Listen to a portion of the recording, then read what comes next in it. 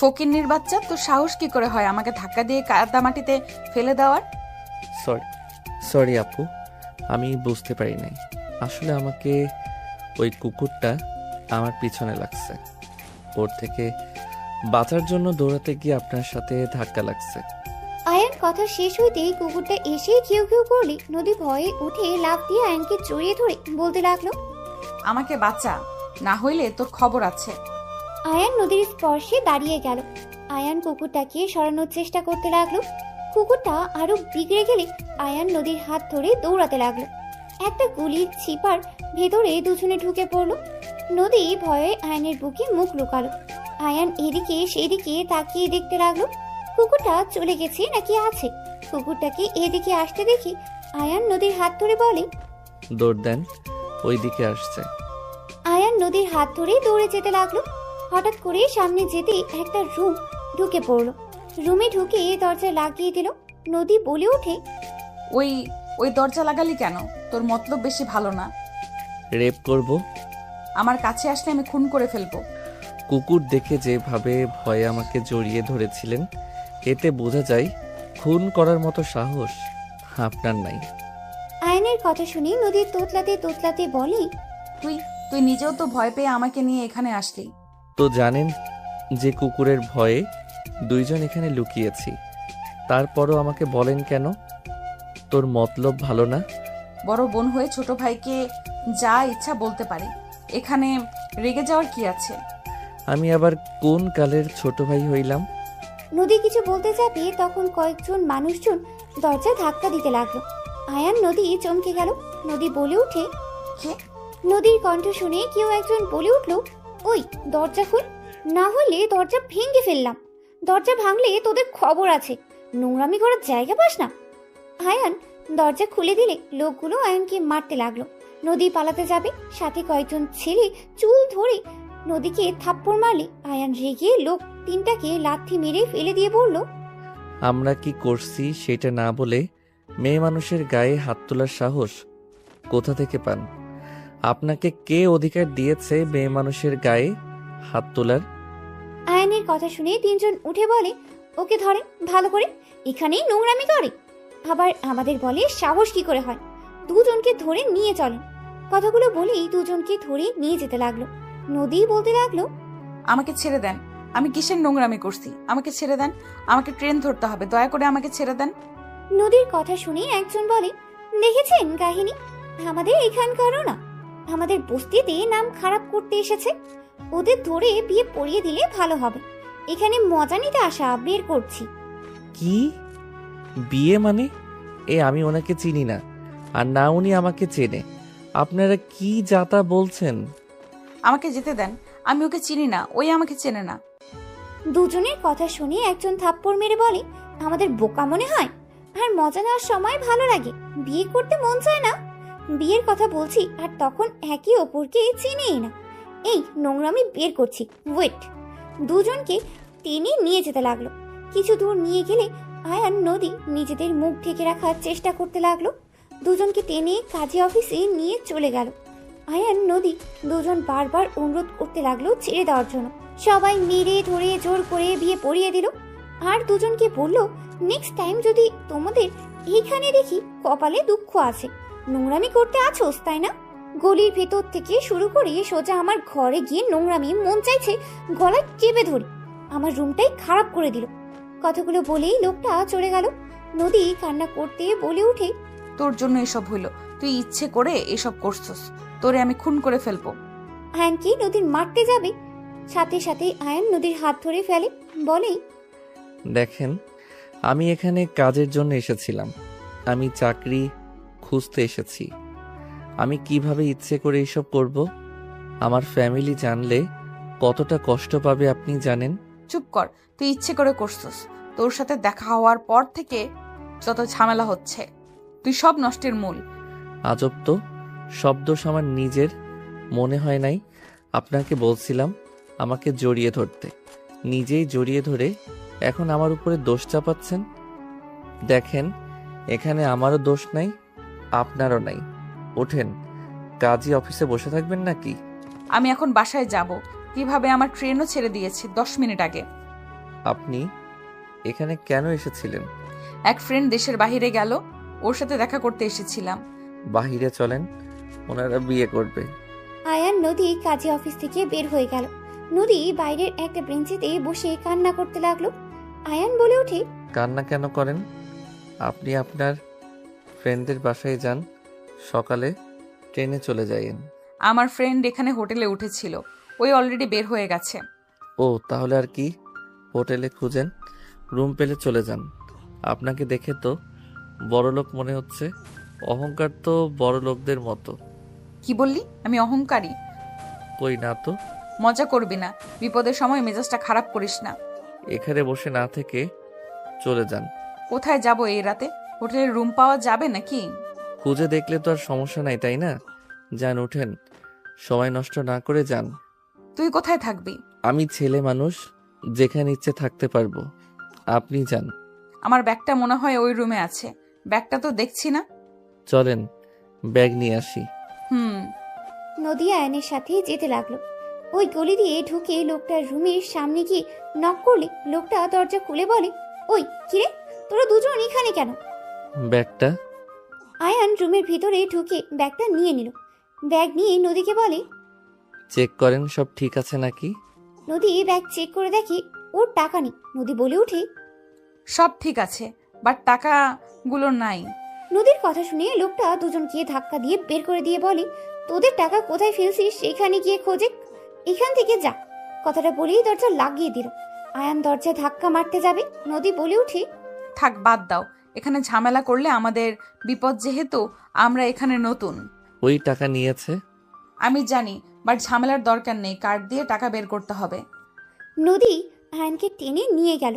আয়ান নদীকে নিয়ে সোজা কার্ড থেকে টাকা তুলতে নিয়ে গেল। আয়ান বাইরে দাঁড়িয়ে থাকলো। নদী টাকা বের করে বাইরে আসলে আয়ান বলে, আপনি তাহলে চলে যান, হোটেল খুঁজতে আমি চলে গেলাম। কোথায় থাকবে তুমি? স্টেশন যাব, ওইখানে আমার জন্য বেস্ট হবে। তুমি তো হোটেলে উঠতে পারো। গরিব ঘরের সন্তান আমি, হোটেলে থাকার মতো টাকা আমার নাই।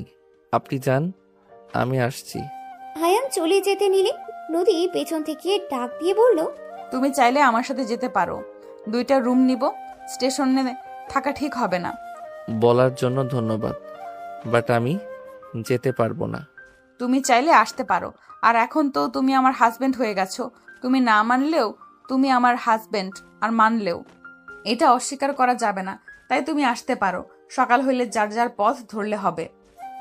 না, আমার জন্য টাকা নষ্ট করতে হবে না। আমি স্টেশন থাকতে পারবো, আর এইটা আমার অভ্যাস আছে, আগেও থেকেছি, তাই চিন্তা করবেন না। আপনি চলেন, যান। আয়ান হাঁটতে লাগলো। নদী আয়ানের পেছন পেছন যেতে লাগলো। আয়ানের ফোন বেজে উঠলে আয়ান ফোন রিসিভ করে কথা বলতে লাগলো। আয়ান বেশ কিছু দূর গিয়ে পেছনে তাকাতেই দেখে নদী। আয়ান নদীকে দেখে বলে, কি ব্যাপার, আপনি এখানে? আমার ক্ষুধা লাগছে, চলো রেস্তোরাঁয় যাই, দুজন খেয়ে আসি। বিল আমি দিব, চলো। দেখো, একা একটা মেয়েকে রেখে চলে যাওয়ার কিন্তু ঠিক না। হোটেলে যদি রুম না পায়, তখন আমি একা কোথায় যাব? আপনি আমার সাথে এত ভালো ব্যবহার কেন করছেন? আপনিও জানেন আমাদের বিয়েটা দুর্ঘটনায় হয়ে গেছে। এখানে আমরা কেউ মানি না, সো সেখানে আপনি এত ভালো ব্যবহার করেন না তো। আমি মেয়ে মানুষ, একা থাকা সম্ভব না। এখানে তেমন কিছু চিনি না। এখানে বখাটে ছেলেরা ধরলে আমি কি করব? রাতটা একটু আমার সাথে থাকলে কি তোমার অনেক বড় ক্ষতি হয়ে যাবে? আমাকে ভয় লাগছে না নাকি? আমি যদি আপনার সাথে উল্টাপাল্টা কিছু করি, তখন কি করবেন? তুমি তো হাজব্যান্ড হও, আর আমার মনে হয় না তুমি ওইরকম কিছু করবে। ধুর, বারবার হাজব্যান্ড বলবেন না তো। ওকে, সরি, বাট চলো যাই। আরে মনে করো আমি ট্রিট দিচ্ছি। রেস্তোরাঁ যেতে পারবো না, পাশে ওইদিকে অনেক ভাতের হোটেল আছে, যদি খেতে পারেন তাহলে আমার সাথে আসেন। ওকে। নদী আয়ানের সাথে যেতে লাগলো। আয়ান খুঁজতে খুঁজতে একটা হোটেলের ভিতরে চলে গেল। আয়ান নদীকে বুঝতে গিয়ে নিচে সামনে বসলো। ওয়েটার আসলে আয়ান বলে, কি কি পাওয়া যাবে? আয়ানের কথা শুনে বলে ওঠে, খিচুড়ি, মাংস, রুটি, ভাত, ডিম ভুনা, ছোট মাছ, বড় মাছ, যেই দেখান। আয়ান নদীর দিকে তাকিয়ে বলে, কি খাবেন বলেন? সব দিন 2 প্লেট করে।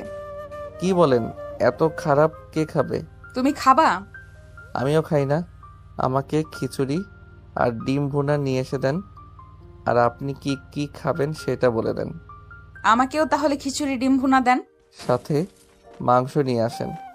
আয়ান অর্ডার দিয়ে ফোন বের করে। কল রিসিভ করলে ওই পাশ থেকে একজন বলে ওঠে, তুই কোথায় রে? তোর আঙ্কেল অনেক চিন্তা করছে, এখন তো আসলি না। আব্বুকে বলো আমি ট্রেনটা ধরতে পারি নাই, সকালের ট্রেনে চলে যাব। আচ্ছা, তুই কোথায় থাকবি? দেখি। আচ্ছা রাখ বাই। আয়ান কল কেটে দিল। খাবার আসলে আয়ান মাংস ডিম নদীর দিকে এগিয়ে দিল। নদী বলে ওঠে, আমি তো মাংস অর্ডার দিই নাই, তুমি দিয়েছো, তুমি খাও। আপনার জন্য করছি, আপনি খান। আমি একা খেতে পারবো না। আমি কিছু শুনতে পারছি না। আয়ান কথাগুলো বলে খাওয়া শুরু করলো। নদী আয়নের দিকে দিতে গেলে আয়ান রাগী লুক নিয়ে তাকালে নদী মাঝখানে রেখে ডিম দিয়ে খেতে লাগলো। আয়ান নদীর প্লেটের এক সাইডে রেখে ঠেকে দিলে মাংস। নদী বলে ওঠে, এটা কি করলে? খান, বেশি কথা বলেন না। তুমি হা করো, আমি খাওয়াই দিই। একটু খেয়ে দেখো কেমন লাগে। আমার অ্যালার্জি আছে, আপনি খান। ও আচ্ছা। নদী খেতে লাগলো। দুজন খাওয়া শেষ করে নিলে আয়ান বলে ওঠে, আরও কিছু খাবেন? পেটে জায়গা নাই, তুমি খাবে কি? না, আমারও পেট ভরে গেছে। নদী আয়ান উঠে পড়লে নদী বিল দিতে যাবে। আয়ান ওয়ালেট থেকে টাকা বের করে বিল দিয়ে দিলে। নদী বলে ওঠে, এইটা কি করলে? চলেন। আমার প্রশ্নের উত্তর দাও। মানুষজন তাকিয়ে আছে, এখন থেকে চলেন। আয়ান চলে যেতে নিলে নদী আয়ানের পেছন পেছন যেতে লাগলো। নদী আয়ানকে বলতে লাগলো, আমাকে বিল দিতে দিল না কেন? তোমার কাছে তো বেশি টাকা নেই, তাহলে কেন এরকম করলে? মায়া মানুষের টাকা দিয়ে খাবো আমি? So funny. শুনেন, আমার সামর্থ্য অনুযায়ী আমি খাওয়ানোর চেষ্টা করছি, আর আপনি আমার স্ত্রী হয়ে গেছেন, সেখানে আপনার টাকায় খাওয়া আমার পক্ষে সম্ভব না। আর আসল কথা, আমি কারো টাকায় খাই না, নিজের ইনকামের ভিতরে সব কিছু করি। তাই এই বিষয় নিয়ে কোনো কথা শুনতে চাই না। স্ত্রী কি পর হয় নাকি যে তাদের কোনো কিছু নেওয়া যাবে না? বিপদে যদি স্ত্রী তার স্বামীর পাশে নাই থাকতে পারে, তাহলে কেমন স্ত্রী হইলাম? আপনি সম্পর্কটা অন্যভাবে নিয়ে যাচ্ছেন। আপনি ভুলে যাইয়েন না, আমাদের এই বিয়ের মধ্যে থাকা সম্ভব না। আজকে রাত পর্যন্ত আপনার সাথে থাকা, সকাল হইলে দুইজন আলাদা পথ। আচ্ছা, শুনে দেখি কম টাকায় কোনো রুম ভাড়া পাওয়া যায় নাকি? আয়ান কম ভাড়ায় হোটেল খুঁজতে লাগলো। কোনো জায়গায় খালি রুম পাইলই না। নদী বলে ওঠে, আমি যেখানে নিয়ে যাই সেখানে যাবে, বেশি কথা বলবে না। আপনি একা থাকেন গা, যান। চলো তো। নদী আয়নের হাত ধরে টেনে দামি হোটেলের সামনে চলে গেল। ভিতরে গিয়ে রুম একটা পেয়ে যায়। আয়ান বলে ওঠে, তাহলে তো হয়ে গেল, আপনি যান, আমি চলে যাই। কথা কম বলো, চলো। নদী আয়নের হাত ধরে চাবি নিয়ে যেতে লাগলো। আয়ান নদীর হাতের দিকে তাকিয়ে থেকে যেতে লাগলো। রুমে চলে গেলে নদী বলে ওঠে, থাকো, আমি ফ্রেশ হয়ে আসি। আর খবরদার এখান থেকে চলে যাবে না। আমি চলে গেলে ভালো হইতো, আপনি একটু বুঝেন। রিল্যাক্স। আবার কোনোদিন দেখা হইলে ভাড়া অর্ধেক অর্ধেক দিও, তাহলেই হয়ে যাবে। নদীর কথা শুনে আয়ান বলে ওঠে। ওকে। নদী ওয়াশরুমে চলে গেল। নদী ফ্রেশ হয়ে আসলে আয়ান চলে গেল। আয়ান ফ্রেশ হয়ে সোফায় বসে পড়ল। নদী বলে ওঠে, ওকে শুয়ে পড়ো, আমার অনেকটা টায়ার্ড লাগছে। ওকে, শুয়ে পড়েন। আয়ান সোফায় শুয়ে পড়লে নদী বলে ওঠে, তুমি চাইলে খাটে শুয়ে পড়তে পারো, মাঝখানে পার্টিশন দিয়ে রাখতে পারো। না, আমার হাত পা তুলে দেওয়ার অভ্যাস। আপনি থাকেন ওইখানে, গুড নাইট। আয়ান চোখ বন্ধ করে শুয়ে পড়ল। আয়ান ঘুমিয়ে গেলে নদী আয়ানের দিকে তাকিয়ে থাকতে লাগলো। 2 বছর পর। স্যার, আমি নিঃস্বার্থভাবে আপনার কোম্পানিতে কাজ করলাম, আর আপনি আজ বলছেন আমি আপনাদের লিঙ্কগুলো অন্য কোম্পানিতে বিক্রি করে দিয়েছি। তুই যদি না করস তাহলে ওই পোলা, তুই ছাড়া তো এই লিঙ্কের কথা কেউ জানতো না। দেখেন স্যার, আমি কিছু করি নাই, আমাকে ফাঁসানো হচ্ছে। এই অফিসে কেউ এমন কিছু করছে, আপনি ভালো করে খোঁজ নিয়ে দেখেন। তুই করছস, আমাকে কিছু দেখতে হবে। তুই এখন এই কোম্পানি থেকে চলে যা, যার কাছে বিক্রি করছস তার কোম্পানিতে কাজ কর, বের হ। রনি ধাক্কা দিয়ে বের করে দিতে সাথে সাথে আয়ানকে কেউ ধরে ফেললো। রাইসা বলে ওঠে, আয়ান কিছু করেনি, সব আপনি করেছেন। অন্যের উপরে দোষ চাপাতে লজ্জা করে না?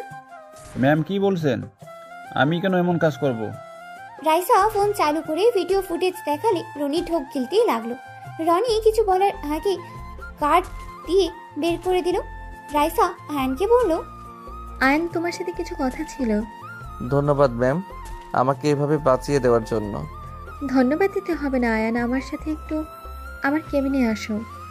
রাইসার সাথে আয়ান তার কেবিনে চলে গেলে আয়ান কেবিনে ঢুকতেই রাইসা দরজা লাগিয়ে দিলে আয়ান চমকে উঠল। আয়ান বলে ওঠে, ম্যাম দরজা লাগিয়ে দিচ্ছেন কেন? ভয় পেও না, বসো এখানে। আয়ান আস্তে আস্তে ভয়ে সোফায় বসলে রাইসা বলে ওঠে, আরে এত ভয় কেন পাচ্ছ? আমি কি খেয়ে ফেলবো নাকি? শোনো, তোমার জন্য একটাই অফার আছে। কি অফার ম্যাম? তুমি তো এতিম, তাই না? হুম।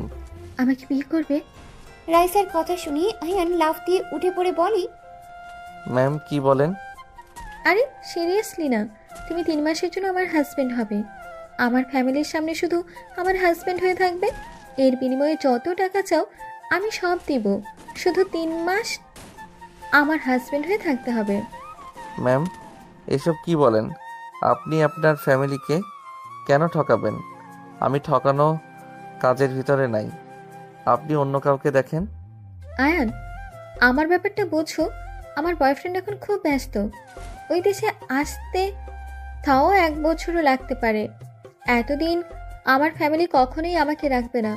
যদি স্বামী নিয়ে যায় তাহলে ওরা রাগারাগি করলেও আমাকে অন্য কারোর সাথে বিয়ে দিবে না। আমি আমার বয়ফ্রেন্ডকে ছাড়া কাউকে বিয়ে করতে পারবো না। প্লিজ তুমি আমাকে সাহায্য করো। ম্যাম ফ্যামিলিকে ঠকানোর মতো জঘন্য কাজ আমি করতে পারবো না। আপনি আমাকে ক্ষমা করে দেন।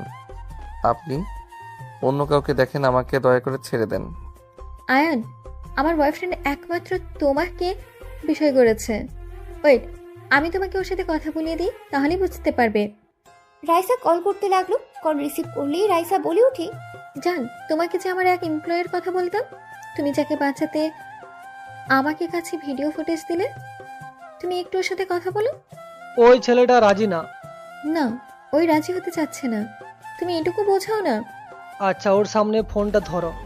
রাইসা ফোনটা আয়নের সামনে ধরলে আয়ন সাথে সাথেই ফোন কেটে দিয়ে বলল, ঠিক আছে, আমি আপনার হাজবেন্ড হতে রাজি আছি। রাইসার অবাক হয়ে বলে ওঠে, কি হলো? এটাই তুমি রাফির সাথে কথা না বলে এভাবে কল কেটে দিলে, আর এখন বলছো হাজবেন্ড হতে রাজি আছো? আপনি কি চান আমি আপনার হাজবেন্ড হয়ে যাই, নাকি চান না? চাই। তাহলে কবে যাবেন আমাকে জানিয়ে দিয়েন। আমি আমার কাজ করতে গেলাম। তুমি কি রাফিকে চেনো? না, আমি কিভাবে ওনাকে চিনবো? তাও ঠিক। আচ্ছা যাও, সকালে ব্যাগ গুছিয়ে স্টেশন এসেছো, আমি কল দিব। ঠিক আছে। আয়ান চলে গেল। রাইসা রাফিকে কল দিয়ে কথা বলতে লাগলো। সন্ধ্যার দিকে অফিস ছুটি হইলে আয়ান বাসায় চলে গেল। আয়ান বাসায় গিয়ে রান্না করতে লাগলো আর রাকিব সাথে কথা বলতে লাগলো। কথা শেষ হইলে আয়ান রান্না শেষ করে ফ্রেশ হতে চলে গেল। ফ্রেশ হয়ে কিছুক্ষণ ফেসবুকিং করে রাত হইলে খেতে চলে গেল। খাবার খেয়ে ঘুমিয়ে গেল। সকালে রাইসার ফোনের শব্দে ঘুম ভেঙে গেল। আয়ান কল রিসিভ করতে রাইসা বলে ওঠে, আয়ান, কোথায় তুমি? ম্যাম 10 মিনিট লাগবে। তাড়াতাড়ি রেডি হয়ে আসো, 15 মিনিট সময় আছে। Okay ma'am. আয়ান ফোন রেখে তাড়াতাড়ি করে ফ্রেশ হতে চলে গেল। ফ্রেশ হয়ে পোশাক পরিবর্তন করে নিল। তাড়াতাড়ি করে ব্যাগ গুছিয়ে তাড়াতাড়ি করে বাসা থেকে বের হয়ে গেল। আয়ান রিক্সা নিয়ে সোজা স্টেশনে চলে গেল। স্টেশনের সামনে গিয়ে দেখে ট্রেন চলে এসেছে। রাইসা উঠতে যাবে। আয়ান দৌড়ে রাইসার সাথে উঠে পড়ল। রাইসা আয়ানকে দেখে বলল, আসলে তাহলে এতক্ষণ কই ছিলে? আমি তো ভেবেছিলাম তুমি আসবে না। আমি যেহেতু কথা দিয়েছি সেখানে আমি কথা রাখবই। চলো। রাইসার সাথে আয়ান চলে গেল। নিজেদের সিটে বসে পড়ল। রাইসা রাফির সাথে ফোনে কথা বলতে লাগলো। আয়ান আর চোখে দেখতে লাগলো। রাফি দুষ্টুমি করে বলে ওঠে, তোমার জামাই ওইভাবে তাকিয়ে থাকে কেন? কথা বলবে নাকি? আমার সাথে কেউ কথা বলতে চাইলে আমি কিছু মনে করব না। সরি স্যার, আমি কারোর সাথে কথা বলতে ইচ্ছুক না। আপনারা কথা বলেন। আয়ান কথাগুলো বলে বাইরের দিকে তাকিয়ে থাকলো। রাফির সাথে রাইসার সারা রাস্তা কথা বলতে লাগলো। রাফি বলে ওঠে, তোমার ছোট্ট হাজব্যান্ডের মনে হয় ক্ষুধা লাগছে, খাবার নিয়ে আসো নাই? রাফি, বাজে কথা বলবে না। বারবার ওকে আমার হাজবেন্ড কেন বলছো? তোমার যদি রাগ হয় তাহলে নিজে চলে আসো, তা তো আসতে পারবে না, ফ্যামিলিকে বলার সাহসও পাও না, যত সব। আরে বাবা, রেগে কেন যাচ্ছ? আমি তো মজা করে বলছি। যাই হোক, তোমরা খেয়ে নাও, আমি মিটিংয়ে যাব। রাফি কল কেটে দিলে রাইসা আয়নের দিকে তাকাতে দেখে আয়ান সামনে বাচ্চা মেয়ের সাথে দুষ্টুমি করছে। রাইসা আয়নের আর বাচ্চা মেয়েটার কাণ্ড দেখে হেসে দিল। রাইসা আয়ানকে বলল, আয়ান, বিরিয়ানি খেয়ে নাও। কিছু খাবো না, পানি হবে কি? রাইসা পানি দিলে আয়ান পানি খেয়ে বাইরের দিকে তাকালো। রাইসা বিরিয়ানি খেতে জোর করলে আয়ান খেতে রাজি হলো না। রাইসা বলে ওঠে, কি সমস্যা তোমার? দুপুর হয়ে গেল, ক্ষুধা লাগে নেই নাকি? আপনি খান তো। আয়ান কথাগুলো বলে কানে হেডফোন দিয়ে সুরা শুনতে লাগলো। 5টার দিকে স্টেশন থেকে নেমে পড়লো। আয়ান নিজের ব্যাগ কাঁধে নিয়ে রাইসার লাগেজ নিয়ে যেতে লাগলো। রাইসা আয়ানের পেছন পেছন যেতে লাগলো। আয়ান স্টেশন থেকে বের হইলে রাইসা বলে ওঠে, আসি।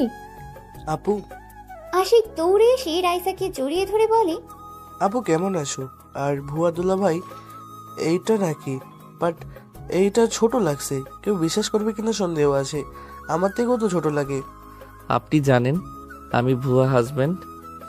আমার ইয়ে দুলা ভাই তো রাফি চৌধুরী, আর এই গ্রুপের মালিকের ছেলে। ও আচ্ছা। লাগেজ নিয়ে চলো।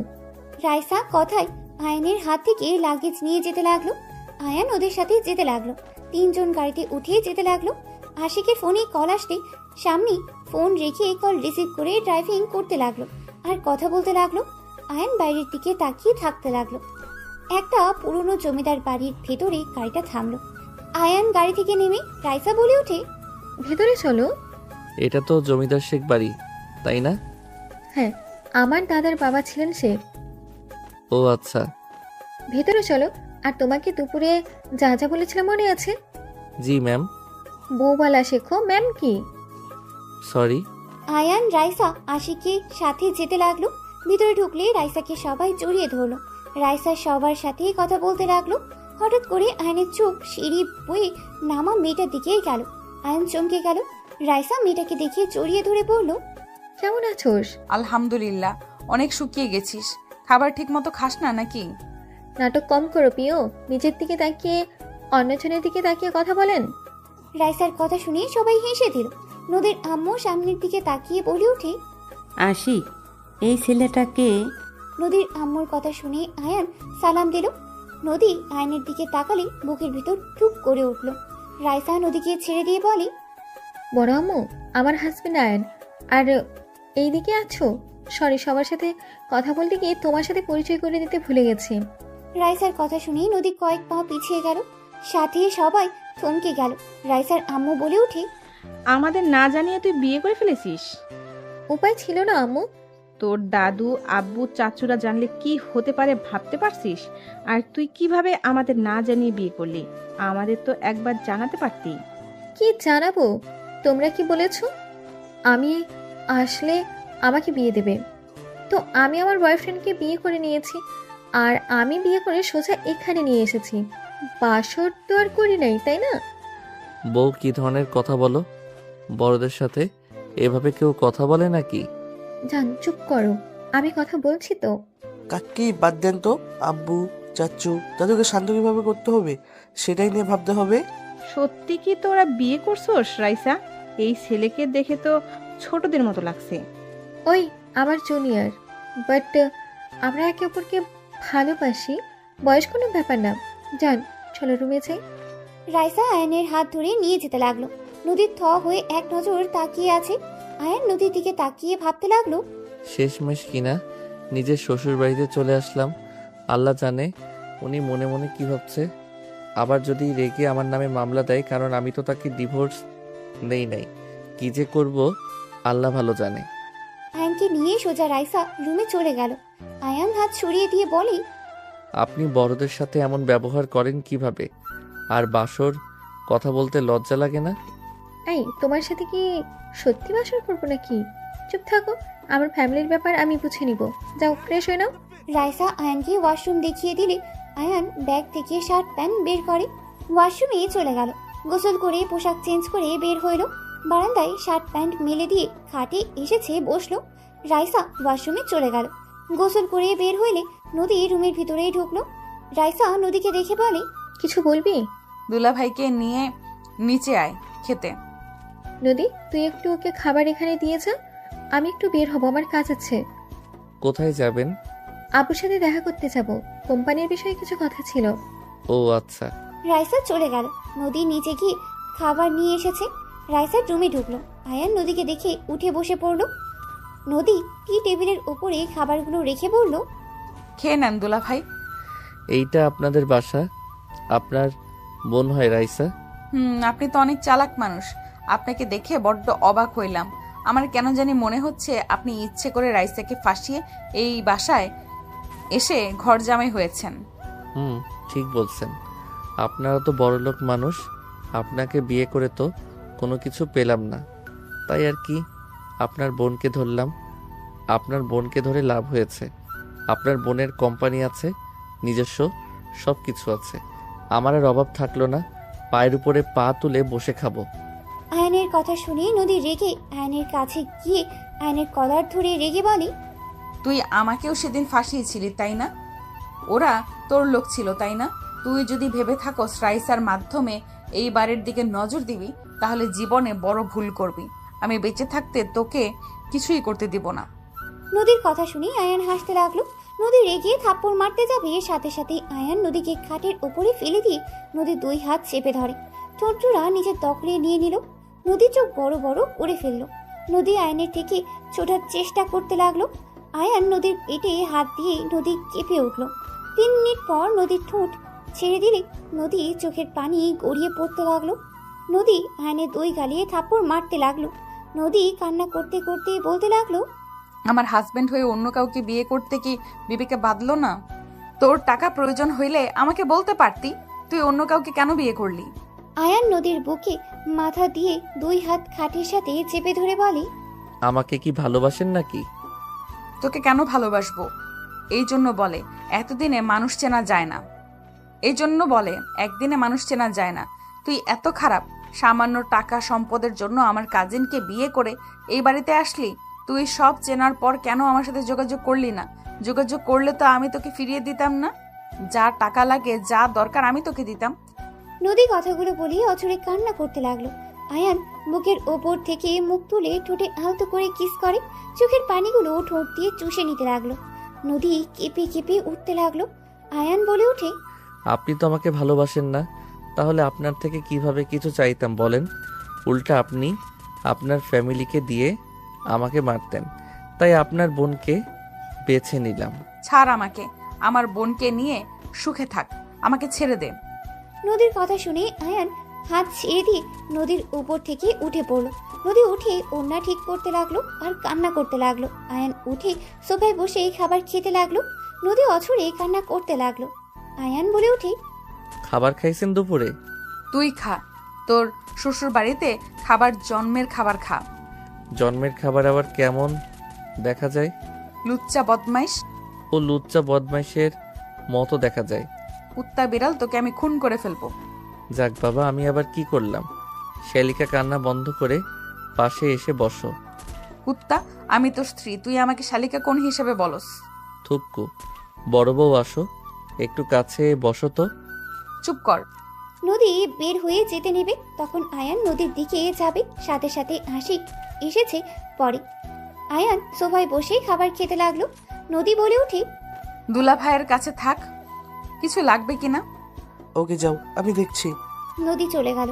আশিক খাটের উপরে বসে বলতে লাগলো, তোমার বাসা কোথায়? তোমার ফ্যামিলি থেকে কে আসে? স্যার, এখানে কেন এসেছি ভালো করে জানেন। আমার বাসা কই, আমার ফ্যামিলিতে কে কে আছে এসব বলতে আগ্রহ না, আপনাদের কাজ হইলে হলো। পরিচিত দিতে কি সমস্যা শুনি? কোনো কাহিনী করে ভাগবে নাকি? আপনার যেইটা ভাবার ভাবেন, আমি কোনো কিছুর উত্তর দিতে বাধ্য না। আয়ান কথাগুলো বলে খাবার খেতে লাগলো। খাবার শেষ হলে হাত ধুয়ে পানি খেয়ে উঠলে সাথে সাথে আশিক বলে ওঠে, চলো ঘুরতে যাই। রুমে একা একা কি করবে? কোথায় যাবেন? চলো আমার সাথে। আয়ান আশিকের সাথে নিচে নামতে লাগলো। আশিক বলে ওঠে, আম্মু আমরা বের হচ্ছি, আপু আসলে বলে দিও। আশিক আয়ান চলে গেল। নদীর আম্মু বলতে লাগলো, যাই বলিস, রাইসার কিন্তু রুচি ভালো আছে, ছেলেটা দেখতে মাশাআল্লাহ আছে। মানুষের ভিতরে ধরানো যাবে। ভাবি, আপনি এসব বলছেন আর আমি এদিকে আমি চিন্তায় মরছি যে শ্বশুর মশাই, ভাইজান, রাইসার বাবা কিভাবে নিবে। দুজন কথা বলতে লাগলো। আয়ান আশিকের সাথে ঘুরতে লাগলো। রাত 8টার দিকে আশিকের সাথে আয়ান বাসার ভিতরেই ঢোকে। দেখে নদীর আব্বু রাইসাকে থাপ্পড় মেরে বলছে, তোমাকে আমরা এই শিক্ষা দিয়েছি, যাকে তাকে ধরে নিয়ে এসে বলবে বিয়ে করে এসেছি, ও আমার হাজব্যান্ড, মেনে নেন। তুমি এখন তোমার হাজব্যান্ডকে নিয়ে এখান থেকে বের হয়ে যাবে। আব্বু অলরেডি সবাই জেনে গেছে এই ছেলেটা আপুর হাজবেন্ড। এখন যদি কেউ জানে যে বের করে দিয়েছেন, মান সম্মান থাকবে তো? এইটুকু ছেলেকে বিয়ে করছে, আমি কি আর বলবো? আমার বলার মতো ভাষা নাই। দাদু, ওর বয়স কম হইতে পারে, ও অনেক ভালো একটা ছেলে। আপনার ওর সাথে মিশলে বুঝতে পারবেন। আমি বুঝলাম ওই ভালো ছেলে, তুমি আমাদের না জানিয়ে বিয়ে কিভাবে করতে পারলে? আসসালামু আলাইকুম, আমি আপনাদের মাঝে কথা বলতে যাচ্ছি, যদি অনুমতি দিতেন। ওয়ালাইকুম আসসালাম। কিসের অনুভূতি? তুমি আমাদের মধ্যে একটা কথাও বলবে না। তুমি আমার বাতিদিকে পাশিয়ে বিয়ে করেছ। তোমার মতো ছেলেকে আমার চেনা হয়ে গেছে। তুমি কি ভাবছ আমার বাতিজিকে ভুলিয়ে বালিয়ে বিয়ে করে আমাদের সম্পত্তি নিয়ে নিবে? যদি ভেবে থাকো তাহলে জীবনে বড় ভুল করছ। দুঃখিত আঙ্কেল, আপনার মেয়ের সম্পত্তি বা আপনাদের সম্পত্তি এসব আমার কোনো লোভ নাই। আপনার মেয়েকে ভালোবাসি তাই বিয়ে করেছি। আপনারা আমাদের ভালোবাসা মেনে নিতেন না, তাই আমরা বিয়ে করতে বাধ্য হয়েছি। এখনো ও তোমাদের আমরা মেনে নিচ্ছি না, বের হয়ে যাও দুইজন। দাদু রাইসার হাত ধরতে যাবে, তখন রাইসার আব্বু বলে ওঠে, আব্বাজান, ভাইজান বাদ দেন। আমার মেয়ে বিয়ে করে ফেলেছে, সেখানে আর ঝামেলা করে কি লাভ? ভুলটা তো আর শোধরানো যাবে না। আমার মেয়ে যদি সুখে থাকে তাহলে থাক। আর আমার একমাত্র মেয়ে, আর একটাই ছেলে। আমার মেয়ের জামাই এমপ্লয়ি হয়েছে, সমস্যা নেই। আমার যা আছে এটাই আলহামদুলিল্লাহ, আমার ছেলে মেয়েদের হয়ে যাবে। রাইসার আব্বু কথাগুলো বলে চোখের কোণায় পানিগুলো গড়িয়ে পড়ার আগে মুছে ফেলল। আয়ান রাইসার আব্বুর দিকে তাকিয়ে অনেক মায়া হইতে লাগলো। নদীর আব্বুও বলে ওঠে, মেয়ে ছেলেকে সবসময় ছেড়ে দিবি না তো? মাথায় তুলে আজ কি হলো? তোর মেয়ে একা বিয়ে করে চলে আসলো, আর আমার মেয়ে ছেলেকে দেখ, আজ পর্যন্ত কোনো রিপোর্ট নাই। ছেলে মেয়েদের বেশি মাথায় তুললে এমনই হবে। নদীর আব্বুর কথা শুনে রাইসার আব্বু চুপ করে থাকলো। রাইসা মাথা নিচু করে রাখলো। আয়ান বলে ওঠে, দুঃখিত, কিছু মনে করবেন না। সব সময় চোখে দেখা কানে শোনা সবসময় সঠিক হয় না, আর ছেলে মেয়েদের নিয়ে বেশি গর্ব করা লাগে না। আর কি বলেন যে মাথায় বেশি তুলে ছেলে মেয়ে নষ্ট হয়ে যায়? স্যার, ব্যাপারটা সম্পূর্ণ ভুল। রাইসা বা তার বড় ভাই তার বাবা মায়ের অসম্ভব ভালোবাসে, সম্মান করে। আপনার ছেলে মেয়ে যে দেখতে পারছেন, আপনি বলেন যে তাদের শাসন করেন, কঠোরভাবে রাখে। আঙ্কেল, আমি 100% গ্যারান্টি দিয়ে বলতে পারি আপনার ছেলে মেয়েরা আপনাকে মনে মনে বকাঝকা করে, আপনাকে সহ্য হয়তো করতে পারে না। আপনার সামনে হয়তো ভয়ে এক্সপেক্ট করে, বাট মনের ভিতর থেকে এক্সপেক্ট করে না। আয়নের কথা শুনে আশিক নদী রাগী লুক নিয়ে তাকালে আয়নের কথা শুনে বলে, বেয়াদব ছেলে, আমার ছেলে মেয়েদের নিয়ে বাজে কথা বলে আস। তোর সাহস কি করে হয় আমার সন্তানরা আমাকে ভয় পায়, সম্মানও করে, বুঝতে পারছস? আর রাইসা যদি কাউকে ভালোবাসতো, তোর মতো বেয়াদবকে মতো কাউকে বিয়ে করে আনতো না। সরি আঙ্কেল, আমার কথায় কষ্ট পেয়েছেন, বাট আঙ্কেল, আমি যদি বলি এখানে আপনার আর দাদু ভয়ে এমন কাজ করতে বাধ্য হয়েছে, আপনারা তো রাইসার ইচ্ছে কোনো কিছু তো শুনতে চান না। বাড়িতে আসলে আপনাদের পছন্দ করা পাত্রর সাথে বিয়ে দিয়ে দিবেন। এইটা কেমন ব্যবহার হইল বলেন? যার বিয়ে সেই রাজি কিনা ওইটা জানার দরকার নাই। যাকে ভালোবাসে তার সম্পর্কে খোঁজ খবর নিয়ে যে দেখবেন ছেলেটা আসলে ভালো নাকি খারাপ, ওইটা তো দেখবেন না। দেখবেন শুধু ছেলেটা টাকা আছে নাকি হাই লেভেল বংশ হইতে হবে। এত টাকা টাকা করে কি হবে আঙ্কেল, যদি ভালোবাসাটা না থাকে? আয়নের কথা শুনে রাইসার আব্বু বেশ ভালো লাগলো। নদীর আব্বু রেগে বলে ওঠে, তুই কি বলতে চাস? হ্যাঁ, আমরা আমাদের সন্তানের ভালো চাই না, খারাপ চাই না কি? আঙ্কেল, আমি সেইটা বুঝাই নাই। আসলে সমস্যা কি জানেন, মাঝে মাঝে বাবা মায়েরা সন্তানের ভালো করতে গিয়ে সন্তানের খারাপ ভবিষ্যৎটা খারাপ করে দেয়। আঙ্কেল, সবসময় টাকার পিছনে ছুটবেন না। মানুষ ব্যবহার দেখবে, মেয়ে ভালো দেখবে কিনা সেটা দেখবে। এখন অনেক টাকাওয়ালা বাট নেশাখোর বা সব মেয়ের প্রতি আসক্ত বা ব্যবহার নিকৃষ্ট বউকে সম্মান করতে জানেন না, এমন ছেলে দেখে বিয়ে দিয়ে জীবন নষ্ট করার কোনো মানে হয় না। তাই না? তা তুই অনেক ভালো ছেলে, এটা বোঝাতে চাচ্ছিস নাকি? তোর মতো দুই পয়সার ছেলের সাথে নিজের মেয়েকে বিয়ে দিব নাকি? আমি বলি নাই আমি ভালো। আয়ান আর কিছু বলার আগেই রাইসা বলে ওঠে। আয়ান চুপ করবে প্লিজ, অনেক জ্ঞান দিয়েছো, দয়া করে চুপ করো। রাইসার কথা শুনে আয়ান চুপ হয়ে গেল। নদীর আব্বু রেগে বলে ওঠে। আব্বা, আপনি তাকিয়ে কি দেখছেন? আপনার ছেলেকে এতটুকু ছেলে এসে অপমান করছে আর আপনি চুপচাপ শুনে যাচ্ছেন, কেউ কোনো প্রতিবাদ করছেন না। ছেলেটা ছোট হইলেও আসলে অনেক কিছু ঠিক বলছে। আব্বু, তুমি ওদিকে টানছো। আচ্ছা বাদ দে, মেজো যেহেতু মেনে নিয়েছে সেখানে আমার কথা বলে কি লাভ? রাইসা, ওকে নিয়ে রুমে যাও। রাইসা আয়ানকে ইশারা করলে আয়ান রাইসার সাথে যেতে লাগলো। নদী আয়নের দিকে তাকিয়ে আছে। আয়ান নদীর দিকে তাকিয়ে চোখ টিপ মারলে নদীর রাগে গজগজ করতে লাগলো। নদীর আব্বু রেগে চলে গেল। নদীর আম্মু বলে উঠে। বাবা, এইটুকু ছেলে না, কত বড় বড় কথা। এখনকার ছেলেমেয়েরা অনেক পাকনা। আয়ান ছোট হলেও কথাগুলো কিন্তু সঠিক বলেছে। পাকনামি করা লাগবে না তোর, যা এখান থেকে। রাইসার আব্বু চলে গেল। দাদুও নিজের রুমে চলে গেল। আয়ান রাইসার সাথে রুমে গেলে রাইসা রেগে ধমকে সুরে বলে ওঠে। এই, তোমাকে আমি এইসব শিখিয়েছি? বড় বাবুর সাথে যে তর্ক করলে মেরে হাঁটি ভেঙে দিত। আব্বু চুপ করেছিল জন্য কিছু করলো না। আব্বু যদি কিছু বলতো আমাদের বিরুদ্ধে গেলে মেরে বের করে দিত। Sorry ma'am. রাইসার ফোন বেজে উঠলে রাইসার বারান্দায় চলে যায়। আয়ান খাটের উপরে বসে চিন্তিত হয়ে বসে থাকলো। আয়ান মনে মনে ভাবতে লাগলো। আমি কি কাজটা ঠিক করছি? লোকটার চোখে আমি স্পষ্ট কষ্টের ছাপ দেখলাম। উনি হয়তো কল্পনাও করতে পারছে না তার মেয়ে এমন একটা কাজ করতে পারে। আমি কি ওনাকে সব সত্যিটা বলে দিব? না থাক, সত্যিটা বলে দিলে অন্য ঝামেলা হয়ে যাবে। আয়ান কথাগুলো ভাবতে লাগলো। 10টার দিকে রাইসাদের ডাকলে আয়ান রাইসা দুজন নিচে চলে গেল।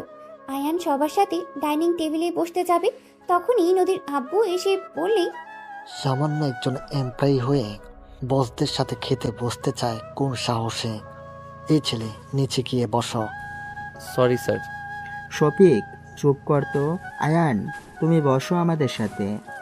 ও যদি আমাদের সাথে খায়, আমি খাওয়ার বাদ দিয়ে উঠে যাব। নদীর আব্বুর কথা শুনে কিছু বলবে, তখন আয়ান বলে ওঠে। স্যার আপনি থাকেন, সমস্যা নাই, আমি নিচে বসছি। আয়ান এক সাইডে গিয়ে ফ্লোরে বসলে নদী আয়ানের পাশে গিয়ে বসলো। আশিকও চলে গেল। রাইসাও আশিকের পাশে বসে পড়লো। নদীর আব্বু রেগে বলে ওঠে। কি রে, তোরা ওখানে বসলি কেন? আম্মু, কাকি, আমাদের এখানে খাইতে দেন। আপনারা আমার সাথে কেন বসছেন? আমি গরিব ঘরের সন্তান, আপনারা যান। আমার সাথে বসা আপনার জন্য ঠিক না। তুমিও মানুষ, আমরাও। ওয়েট, আমি নিয়ে আসি। আশিক নদী উঠে খাবার নিয়ে আসতে গেলে নদীর আব্বু রেগে নদীর গালে থাপ্পড় মারতে গেলে আশিক সামনে দাঁড়ালে ওর গালে গিয়ে থাপ্পড়টা পড়লো। দাদু রেগে বলে ওঠে। আমার দাদু ভাইদের গায়ে হাত তোলার সাহস তোকে কে দিল? ওদের মতো থাকতে ওদের দে সব কিছু জোর করে চাপিয়ে দেওয়ার চেষ্টা করিস না। আব্বাজান, প্লিজ, আপনি আমাদের মধ্যে নাক গলাবেন না। একজন তো ধরে নিয়ে এসেছে বস্তির টোকাইকে। আবার এটা যে কি করবে সেটাই ভেবে পাচ্ছি না আমি।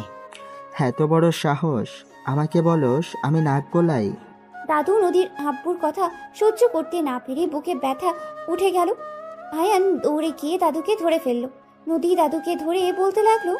দাদু কি হলো? আপনার অনেক ব্যথা করছে, আপনি শান্ত হন। আব্বু, আপনি এটা কি করলেন? আপনি জানেন দাদুকে রাগানো যাবে না, তারপরও আপনি সেই কাজটাই করলেন। নদীর আব্বু থমকে গেল। তাড়াতাড়ি করে দাদুকে ধরতে রাইসার আব্বু হাত সরিয়ে দিলে আয়ান দাদুকে কোলে তুলে নিয়ে বলি। ওনাকে হসপিটালে নিয়ে যেতে হবে, এভাবে এখানে রাখা যাবে না। আশিক আয়ানের সাথে ধরে নিয়ে যেতে লাগলো। আয়ান আশিকের পেছন পেছন সবাই যেতে লাগলো।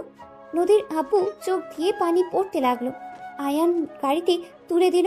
নদী রাইসা ওর দাদুকে ধরে কান্না করতে লাগলো। আয়ান ড্রাইভারের কাছ থেকে চাবি নিয়ে ড্রাইভিং করতে লাগলো। আশিক আয়ানকে রাস্তা চিনিয়ে দিতে লাগলো। আয়ান হসপিটালের সামনে গিয়ে থামিয়ে তাড়াতাড়ি করে আশিকের সাহায্য নিয়ে দাদুকে নিয়ে হসপিটালে চলে গেল। নার্স এসেছে, দাদুকে নিয়ে চলে গেল। নদী রাইসা কান্না করতে লাগলো। আয়ান নদী রাইসাকে বসিয়ে দিয়ে বলতে লাগলো, দুইজন কান্না থামান, কিছু হবে না। আল্লাহর কাছে দোয়া করেন, আর এইভাবে কেউ কান্না করে নাকি? কান্না থামান তো। দাদুর কিছু হয়ে গেলে আমি কার সাথে আবদার করব? কে আমাকে বুঝবে, ভালোবাসবে? আমার কিছু হলে কে আগে এসেছে পাশে দাঁড়াবে? ওনার কিছু হবে না, আল্লাহর কাছে দোয়া করলে তো পারেন। অ্যান্ড তুমি চুপ করবে? আমাদের কষ্ট তুমি কি বুঝবে?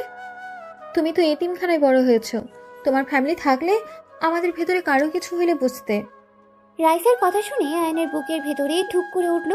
আয়ান চুপ হয়ে গেল। আয়ান উঠে দাঁড়িয়ে দাদুর কেবিনের দিকে তাকিয়ে থাকলো। আশিক ডাক্তার ডেকে নিয়ে আসলে ডাক্তার চলে গেল দাদুকে দেখতে। সবাই হসপিটালে চলে আসলো। কয়েক ঘন্টা পর ডাক্তার বের হইলে সবাই ডাক্তারের কাছে এগিয়ে গেল। ডাক্তার বলে উঠে, রোগীর আপাতত ঠিক আছে। আপনাদের তো বলে দেওয়া হয়েছিল রোগীকে হার্ট না করা। ওনাকে কোনো চিন্তা ভাবনা রাগানো যাবে না, ওনার খেয়াল রাখতে হবে।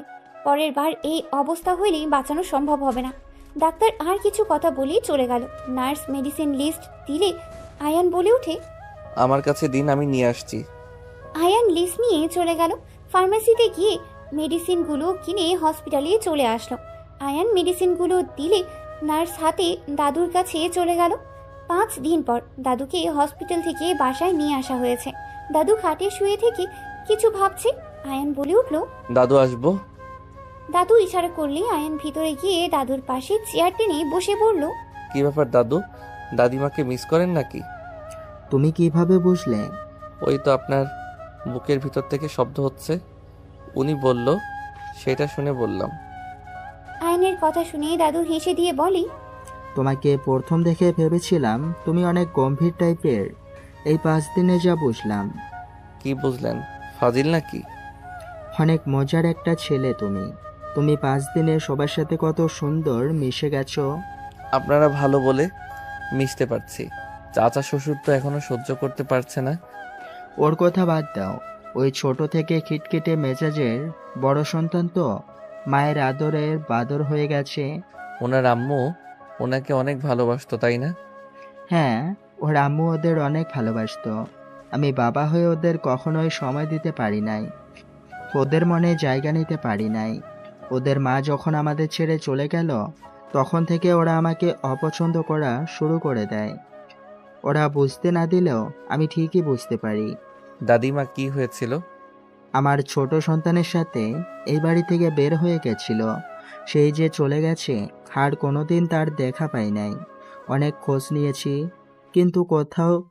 কিন্তু কোথায় থাকে এটাও বের করতে পারি নাই। 20 বছর আগে একবার পত্রিকার কাগজে তাকে দেখেছিলাম। বিজনেসম্যান নাম্বার 1 হিসাবে পরিচয় পেয়েছে। দাদিমা এখন কোথায় জানেন না, আর আপনি তার ঠিকানা পান নাই?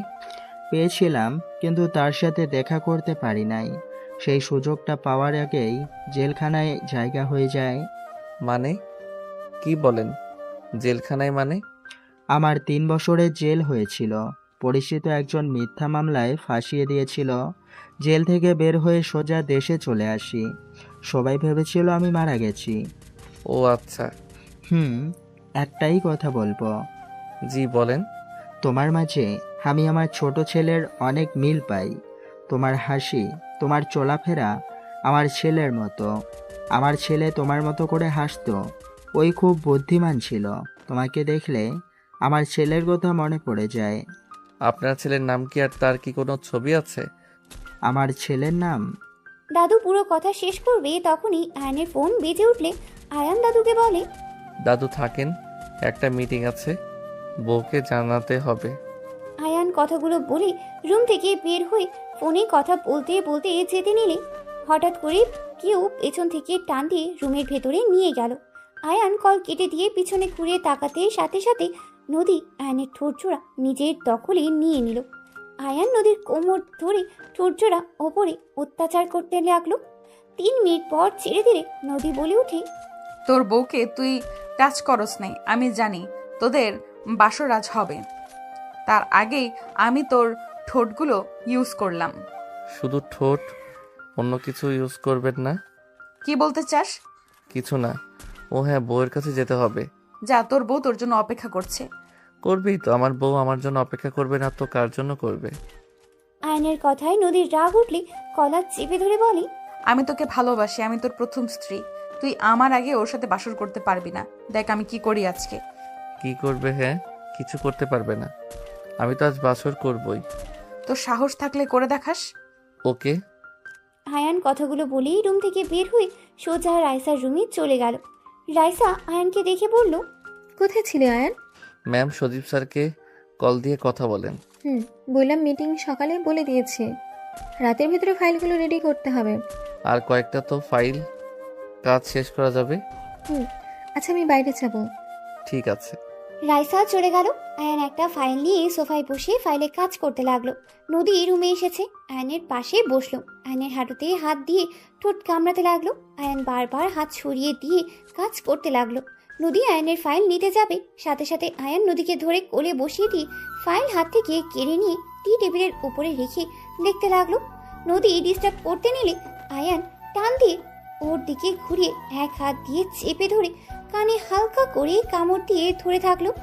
নদী আয়নের পিঠে মারতে লাগলো আর বলতে লাগলো, ছাড়ো রাক্ষস কোথাকার, তোমাকে কেউ মাংস খাওয়ায় নাই নাকি যে মানুষের মাংস খেতে চাচ্ছ?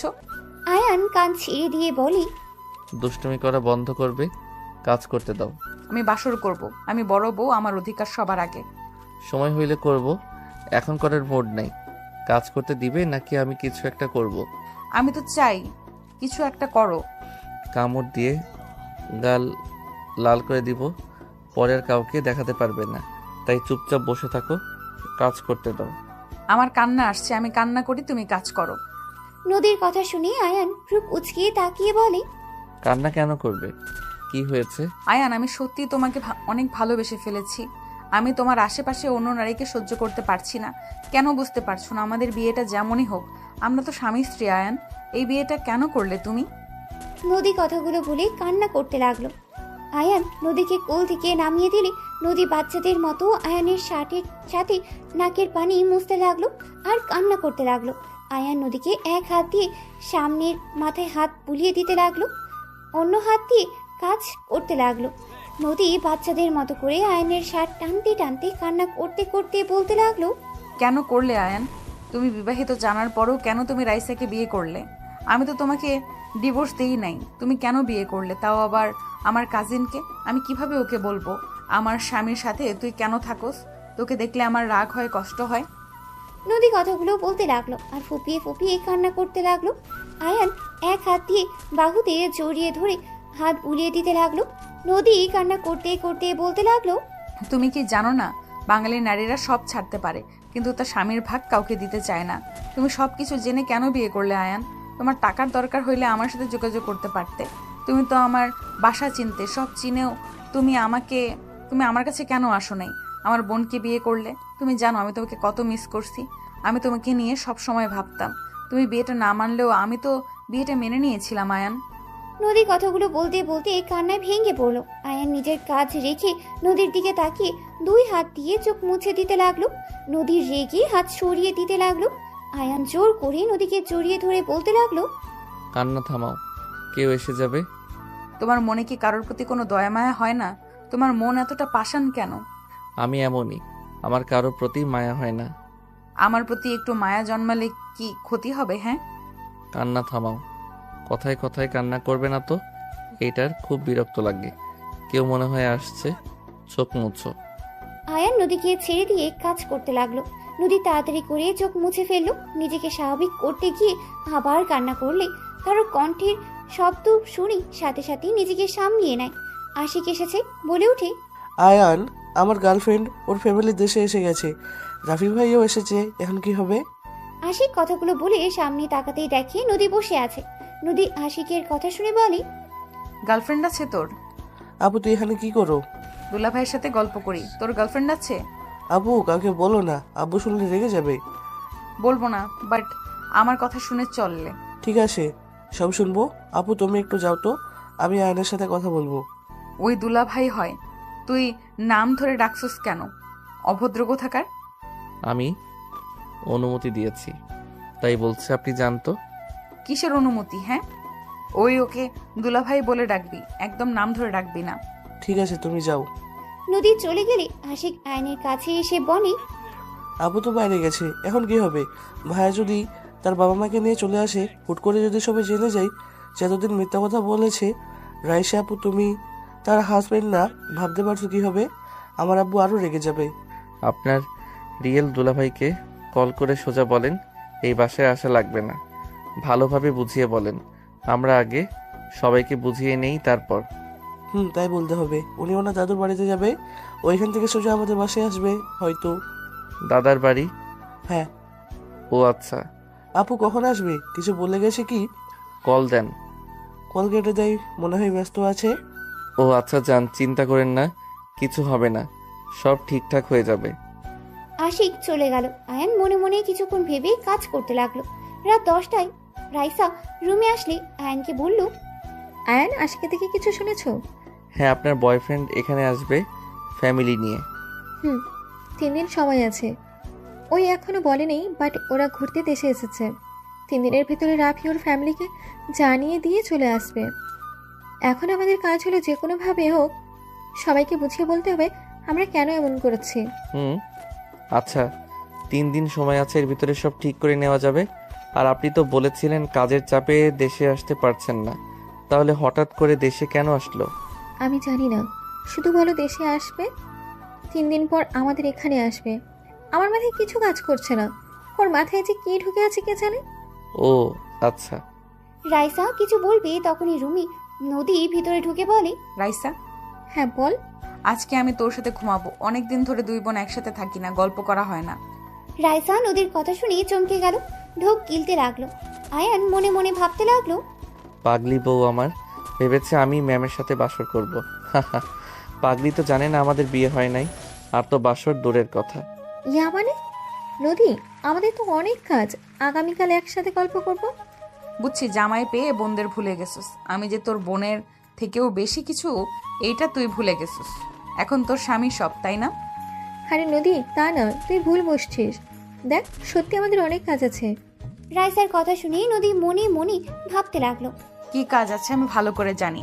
আমার জামাইয়ের সাথে বাসর করাবো ভালো করে, যেইভাবেই হোক এই রুমে থাকতেই হবে, না হলে ওদের মাঝে না না, এটা হতে পারে না।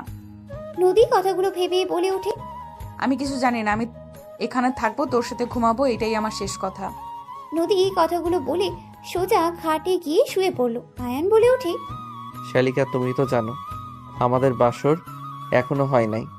তুমি যদি থাকো তাহলে আমরা বাসর কিভাবে করব? আয়ানের কথা শুনে রাইসা রাগী লুক নিয়ে তাকালে আয়ান চোখ টিপ দিলে রাইসা কিছু বলল না।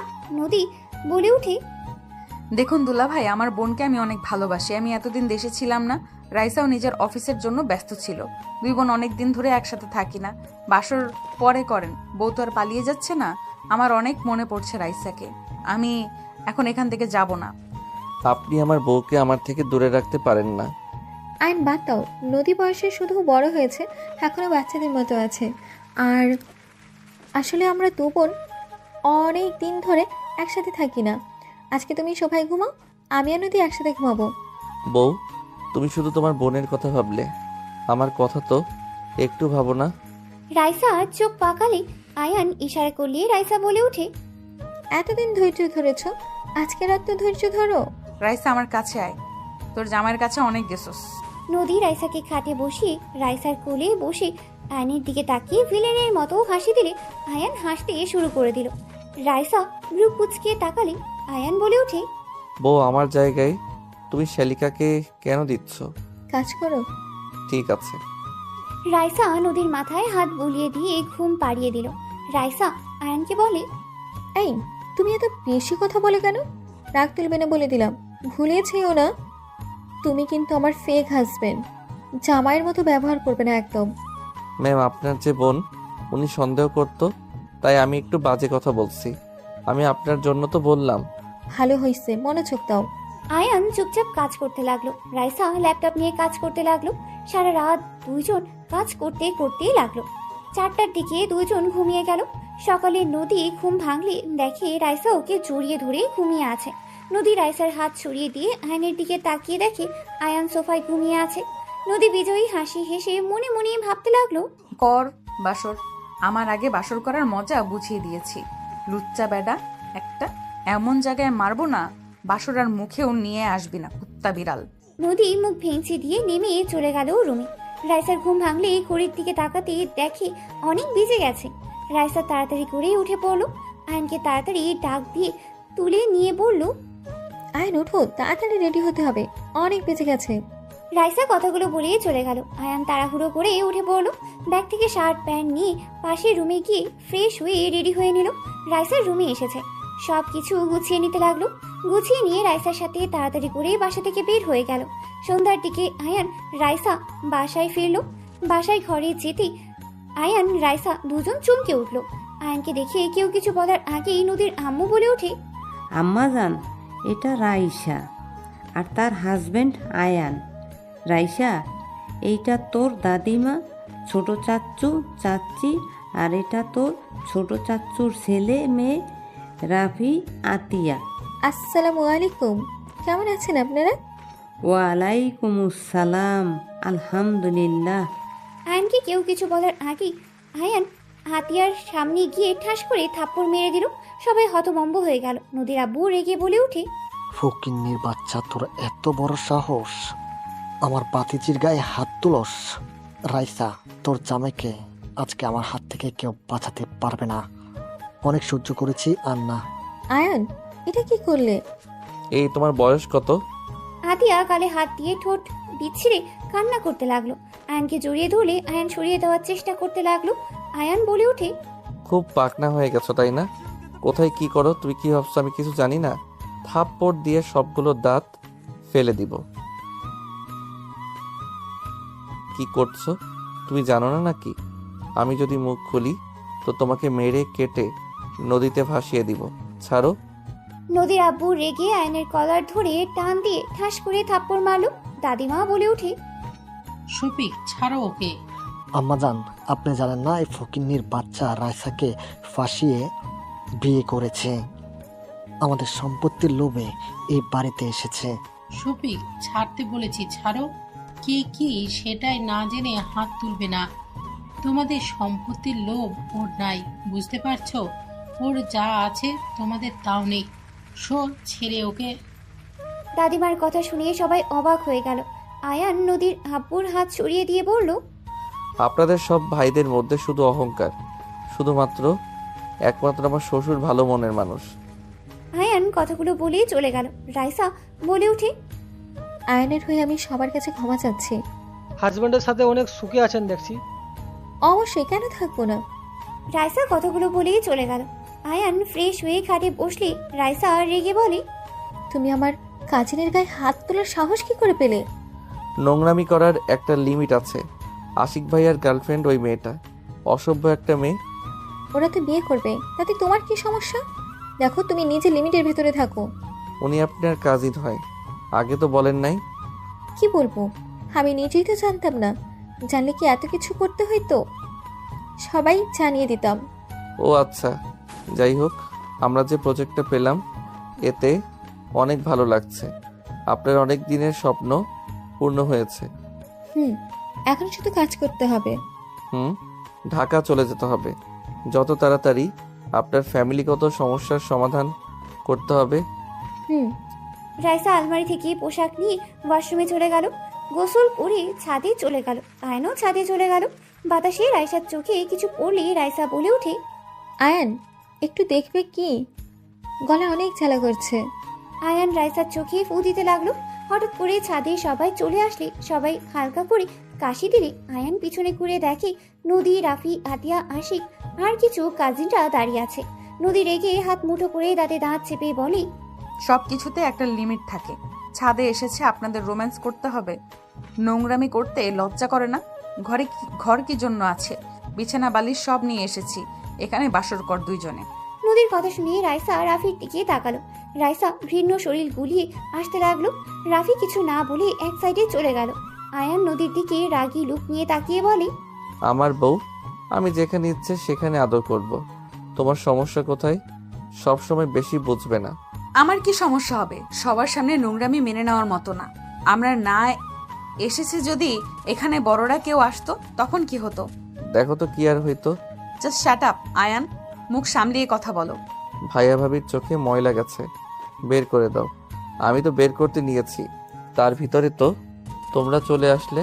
আয়নের মুখ থেকে ভাইয়া ভাবি শুনে বেশ অবাক হয়ে গেল নদী, রাইসা, আশিক। রাফি বলে ওঠে, তুই বের কর। আমার বউ নাকি যে আমি বের করব? মেজাজ খারাপ করবে না, তুমি ভালো করে জানো এখানে কোনো বাজে কিছু হতে পারে না। বের কর, কেউ দেখলে ঝামেলা হবে। চোখ দিয়ে পানি পড়ছি। আতিয়া ভাবির চোখের ময়লাটা বের করে দাও। উনি আমাদের ভাবি হয়, আমার বউ না। কাউকে বলো না। বড় ভাইয়া রাইসা আপুকে ভালোবাসে, ওনারা রিলেশনে আছে। আর তুমি আশিকের সাথে যা শুরু করছো, মেজাজ খারাপ করো না। কথা বলা যদি বেশি দেখি, থাপ্পড় মেরে গাল ফাটিয়ে দিব। আয়নের কথা শুনে সবাই চোখ বড় বড় করে ফেলল। নদী বলে ওঠে, রাইসার সাথে তোমার বিয়ে হয় নাই? না।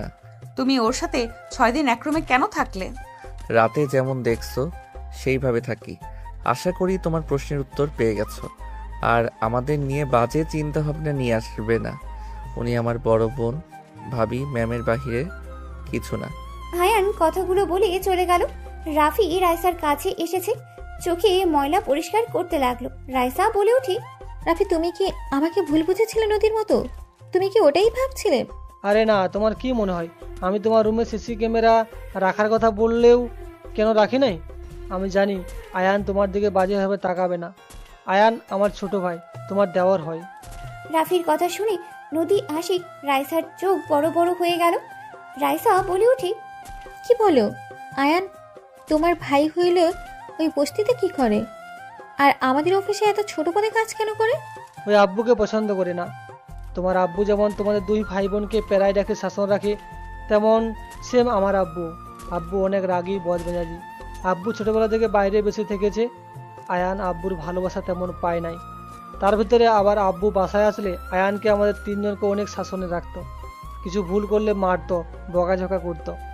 আম্মু কিছু বলে আম্মুর গায়ে হাত তুলতো। আম্মুর গায়ে হাত তোলা থেকে ওইটাই আয়ানের মনের ভিতরে আব্বুর প্রতি ঘৃণা জন্ম নেয়। আব্বুর কোনো কাজ আয়ানের ভালো লাগতো না। আম্মুকে প্রতিবাদ করতে বলে আম্মু করতো না, আয়ানকে বুঝাতো। আয়ান একদিন রেগে গিয়ে ভাঙচুর করে বলে দেয়, ওই আব্বু আম্মুর কারো সন্তান না, ও এতিম। ওকে যদি সন্তান হিসাবে পরিচয় দেয়, সেই দিন আয়ান নিজেকে শেষ করে দেবে। সেই দিন রাতে আয়ান পালিয়ে দেশে চলে আসে। তারপর থেকে অন্য পরিচয় আছে। সেদিন কোলে নিয়ে আসলাম, তুমি তো ওকে কিছু বলো না, আর আমাকেও তো বললে না। আমি তোমাকে কিছু বললেও ওই এখানে আসতো না। তুমি ভাবি হবে দেখে তোমার সাথে এসেছে। অন্য কোনো মেয়ে হইলে তোমার সাথে কখনোই আসতো না। মানুষ ঠকানো ওর পছন্দ না। এই কাজগুলো করতেও ওই মনের সাথে হয়তো লড়াই করেছে। প্রথমে ও রাজি হয়নি, তোমাকে দেখার পর হুট করে হ্যাঁ বলে দেয়।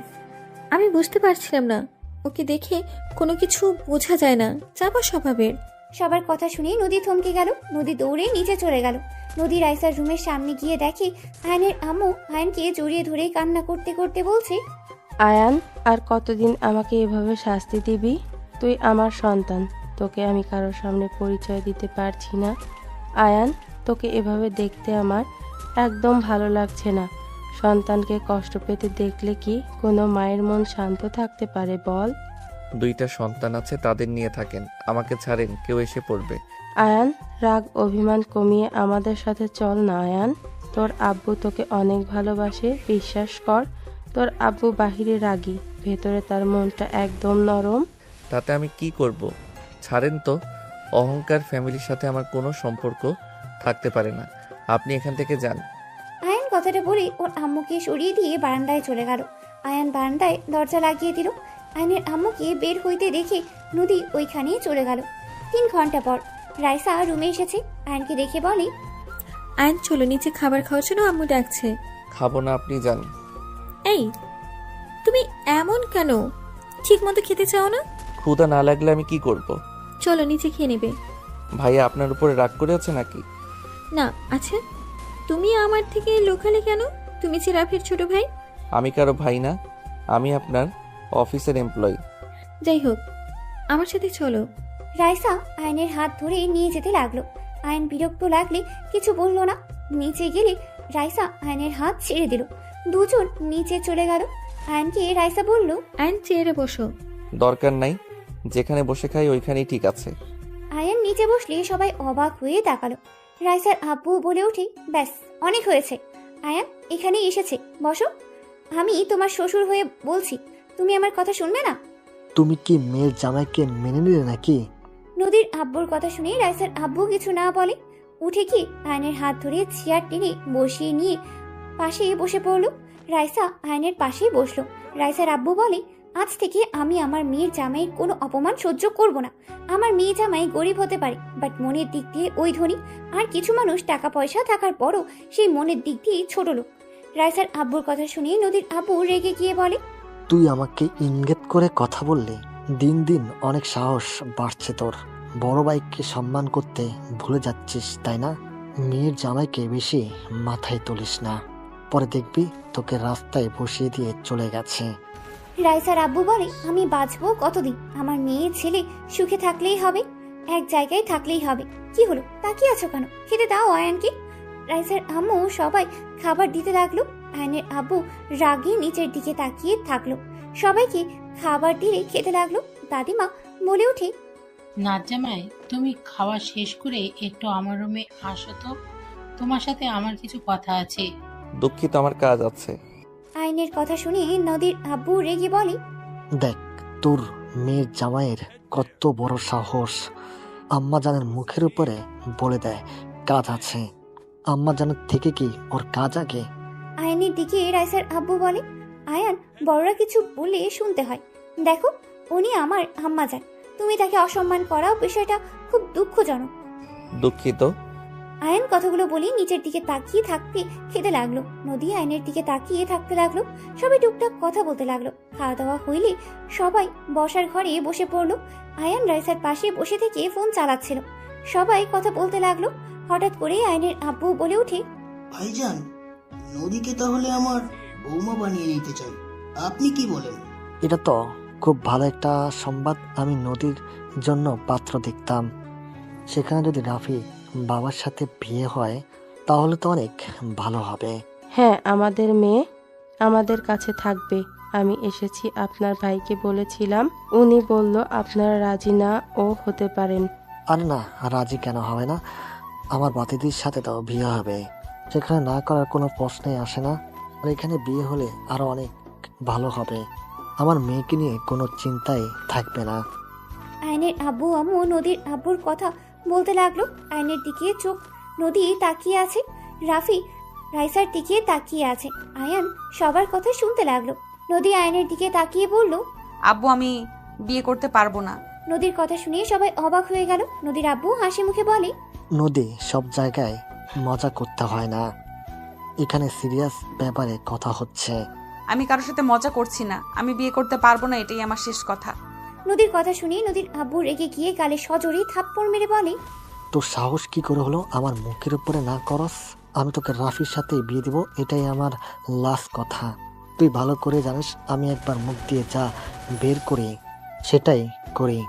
মেয়ে রাজি না থাকলে তাকে জোর করে বিয়ে দেওয়া ঠিক না আঙ্কেল। আয়নের কথা শুনে নদীর আব্বু রেগে ঘুরে আয়নের কলার ধরে বলে, তুই আমার মেয়ের মাথা নষ্ট করছিস নাকি? তুই তো আমার ফ্যামিলিকে নিজের হাতের মুঠো করে নিয়েছিস। দেখ, আমাকে রাগিয়ে দিস না, তোর জন্য মোটো কিছুই ভালো হবে না। রাইসার আব্বু নদীর আব্বুর হাত ধরে আয়নের কলার ছাড়িয়ে দিয়ে বলে, আয়ন খারাপ কিছু বলে নাই, নদী পছন্দ কি সেটা আগে জেনে তারপর বিয়ে ঠিক করো। মেয়ে রাজি না হলে সেখানে জোর করে বিয়ে দিও না। রাইসার আব্বুর কথা শুনে নদীর আব্বু বলে ওঠে, বাহ, খুব সুন্দর। নিজের মেয়ে তো এম্পায়ারকে বিয়ে করে নিয়ে এসেছে, এখন আমার মেয়ের মাথা জামাইকে দিয়ে খেয়ে নিয়েছে, যাতে আমার মেয়ের গরিব ফকিন্নির সাথে বিয়ে হয়। আমি খুব ভালো করে জানতাম তুই যে আমাদের সন্তান আমাদের ভালো সহ্য করতে পারস না। তুই যে ভালো মানুষের মুখোশ পরে থাকস। তুই যত চেষ্টা কর, আমি আমার মেয়েকে রাফির সাথে বিয়ে দিব। নদীর আব্বুর কথা শুনে রাইসার আব্বু বলে, নদী আমার মেয়ের মতো, বলতে আমার মেয়েই হয়। আমি ওকে রাইসা এক নজরেই দেখি, কখনোই ওদের আলাদাভাবে দেখিই নাই। আমি কেন চাইবো না আমার মেয়ে ভালো থাকুক? দেখো, মেয়ে কোথায় ভালো থাকবে সেটাই আমাদের বাবা মায়ের দেখা উচিত। মিজু ভাইজান সঠিক কথা বলছে। নদী যদি রাজি না হয় জোর করা ঠিক হবে না। বাহ, আপনি আবার সন্তানদের কথাও ভাবেন। আরে বিয়ে হয়ে গেলে তখন সব ঠিক হয়ে যাবে। ওদের কথা রাখো তো। কোনো কিছু ঠিক হবে না। আমি বিবাহিত আব্বু, আমার হাজবেন্ড আছে। বিয়ে হওয়ার পর আবার বিয়ে কিভাবে করব? নদীর কথা শুনে সবাই চোখ বড় বড় করে ফেললো। রাইসা বলে ওঠে, নদী, কি বলিস? তুই তো কোনোদিন কারোর সাথে প্রেম করিস নাই। তোকে তো কখনো ছেলেদের সাথে কথা বলতেও দেখি নাই। নদীর আম্মু, তোমার মেয়েকে সামলাও। আমার রাগ বেড়ে যাচ্ছে কিন্তু। মা মেয়েকে কি যে করবো। নদী, চুপ কর। কি ধরনের কথা বলস? বিয়ে করবি না বলে দিয়েছস, হয়ে গেছে। আবার মিথ্যা কথা বলতে হবে কেন? বিয়ে করেছস। আমি মিথ্যা বলছি না, আমি আসলেই বিবাহিত। তোমার জামাইকে আর কোনোদিন তো ফোন দেওয়া দেখলাম না। তুমি তো দেশে 1 বছর ধরে এসেছো, কই কখনো তো কল দেওয়া দেখলাম না। তোমার ফোনও তো আমার কাছে 2 দিন হলো ছিল। কোনো ছেলে ফ্রেন্ড বা কোনো ছেলে তো কল পেলাম না। আপু, মজা করো না তো। আসলে তোর দোষ না, সব দোষ তোর মায়ের। নদীর আব্বু কথাগুলো বলি নদী আম্মুকে থাপ্পড় মারতে যাবে, সাথে সাথেই দাদিমা হাত ধরে গালে সজোরে থাপ্পড় মেরে দিয়ে বলল, ব্যাস, অনেক হয়েছে। আর না, কি শুরু করেছো? বাপ ছেলের এক অবস্থা, কোনো কিছু হইলেই স্ত্রীর গায়ে হাত তুলবে। এইসব কি ধরনের অশুভ? হ্যাঁ, কথা মুখ দিয়ে বলো। কথায় কথায় হাত তোলার অভ্যাস কমাও। আম্মা জান, আপনি জানেন না এই মা মেয়ে আমার চোখের আড়ালে কত কি করে রাখছে। কে জানে, আর যে মেয়ে মুখের উপরে তো দূর, চোখের উপরে চোখ রেখে কথা বলতে পারতো না, সে মেয়ে আমার মুখের উপরে সোজা বলে দিচ্ছে এ বিবাহিত, বিয়ে করতে পারবে না। মেয়ে বড় হয়েছে, বিয়ে যদি করে থাকে সব দোষ তোর। তোর ব্যাপারে যা দেখতে পাচ্ছি, এখানে তোকে না জানিয়ে বিয়ে করবে, এটাই স্বাভাবিক। বড় ভাইজান শান্ত হন, এত রেগে গেলে হবে।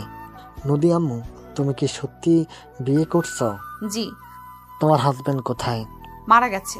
আমার জামাই একটা কাপুরুষ, নিজের স্ত্রীকে সবার সামনে পরিচয় দেওয়ার সাহস পায় না। নদীর কথা শুনে আয়ান ভ্যাবাচাকা খেয়ে গেল। আয়ান নদীর পাশে দাঁড়িয়ে বলে, সবাই একটু চুপ করলে আমি কিছু কথা বলতে চাই। তুই আবার কি বলবে? অনেক কথা বলা আছে।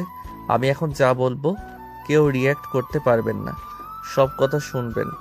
যখন বলবো আপনারা এখন রিয়্যাক্ট করতে পারেন, তাছাড়া যদি করেন এখানে যা আসে সবকিছু ভাঙচুর হবে।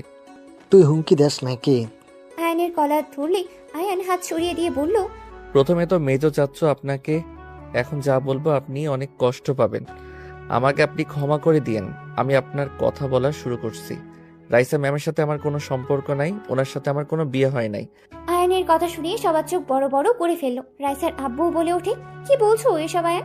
তুমি বিয়ে না করলে তাহলে এসব মিথ্যা নাটক করার মানে কি? তুমি আমার মেয়ের সাথে এক রুমে থেকেছো, সবাই জানে তুমি আমার মেয়ের জামাই। এখন এসব কি বলছো? মজা করো না আয়ান। আঙ্কেল প্লিজ দয়া করে ভেঙে পড়বেন না। আমি আপনাকে সবকিছু খুলে বলছি। আপনারা ওনাকে অন্য জায়গায় বিয়ে দিতে চাইছেন, উনি অন্য কাউকে ভালোবাসে। তার ফ্যামিলিকে জানাতে পারে নাই দেখে এখানে আসতে পারে নাই। পরে ওনারা উপায় না পেয়ে আমাকে হায়ার করে। আমি আপনাদের ঠকাতে চাই নাই, বাট পরে দেখলাম উনি যাকে ভালোবাসে আমি তাকে খুব ভালো করে চিনি। আমারও পরীক্ষা করার ছিল আসলে আপনার মেয়ে ওই বাড়ির বউ হওয়ার যোগ্য নাকি। কি ফাজিল, তুমি আমাকে পরীক্ষা করছো? সরি, কিছু করার নাই। আপনি যার সাথে সংসার করবেন সেই আমার প্রিয়। তার স্ত্রী খারাপ নাকি ভালো সেইটা তো আমার জানার দরকার ছিল। আপনি অনেক ভালো, আপনি একদম অনেস্ট, যাকে ভালোবাসেন তাকে শুধু ভালোবাসেন। এটা অনেক ভালো লেগেছে।